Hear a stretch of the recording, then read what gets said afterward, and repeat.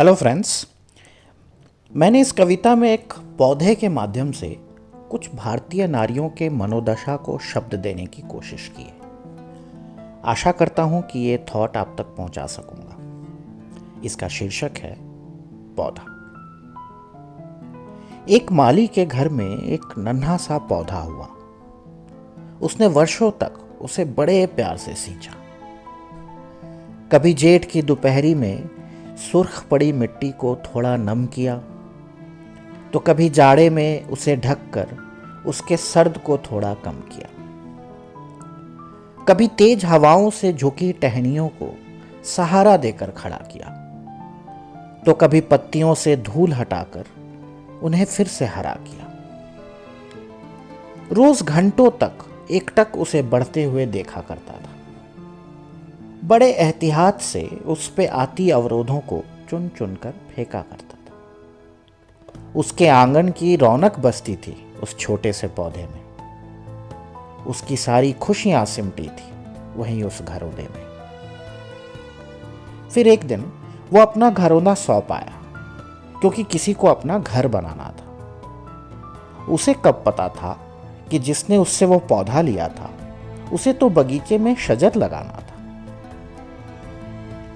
हालांकि अब माली, मिट्टी, पानी और मौसम सब बदल चुका था, पर वह पौधा फिर भी अपनी जड़ें गड़ाए थोड़ा बहुत संभल चुका था। पर इस नए बगीचे में उस पौधे को तो पेड़ का किरदार निभाना था। अपने पंखुड़ियों से झांकती मुस्कुराहट के पीछे नए वातावरण से उभरा वो डर छुपाना था। काफी हद तक अपने अभिनय से वो खुद को चरितार्थ करता गया।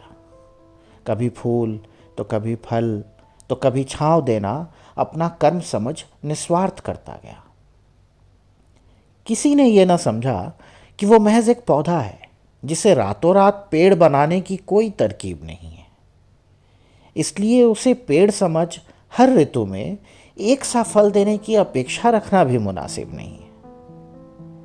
उसने तो बस थोड़ा वक्त मांगा था ताकि उसकी कोमल टहनियां सुदृढ़ शाखें बन सके और पौधे से पेड़ बनने के छोटे से अंतराल में वो अपने हिस्से की खुशियां पा सके।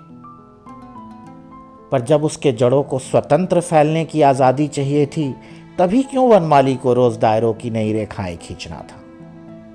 विडंबना ये थी कि जिस पौधे को खुद अभी थोड़ी सिंचाई की जरूरत थी, उसे क्यों आते ही बगीचे के बाकी पेड़ों को सींचना था। किसी और बगीचे का यह पौधा थोड़ा अलग तो था, पर अब यही उसका नया ठिकाना था। बस अपनापन और संजीदगी की कामना थी उसे यहां से, जो अब उसका अपना आशियाना था। काश इस खूबसूरत फुलवारी के सभी पौधों में थोड़ा और सरोकार होता, तो शायद ये पेड़ भी बाकी पेड़ों की तरह थोड़ा घना, थोड़ा और छायादार होता।